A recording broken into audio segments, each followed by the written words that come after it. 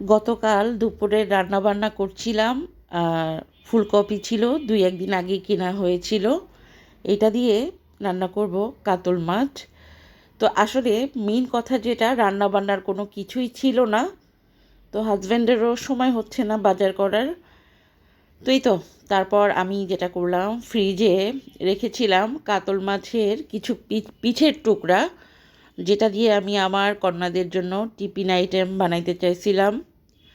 তো এই মাছগুলো বের করে দেখলাম অনেক মাছই আছে।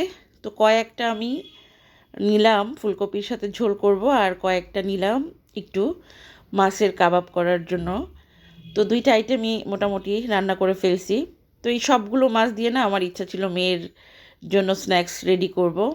তো এর জন্য না মাছ আনলে আমি এরকম কয়েকটা তুলে রাখি। আলটিমেটলি দেখা যায় মাস শেষে এই মাছগুলো আমার খেয়েই ফেলতে হয় এভাবে।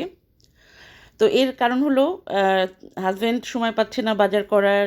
তারপর মাসও শুরু হয়েছে, নতুন মাস, বাজার থাকবে না। আর গত মাসে এরকম বাজার টাজার করা হয়নি, কিন্তু গত ডিসেম্বর মাসটা আসলে আমার জন্য অনেক হিয়ারচিক একটা মাস গেছে। আমি একা একা অনেক কিছু সামাল দিয়েছি।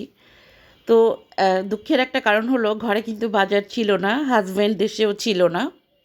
কন্যাদের একা রেখে আমি যাচ্ছিলাম না, আর ওরা কেন জানি আমাকে ছাড়ছিল না। এমনিতে কিন্তু রেখে এদিক ওদিক যাই, কিন্তু ওদের বাবা নাই, এটা ওদের মানসিক একটা টেনশন মনে হয় ঢুকে গিয়েছিল।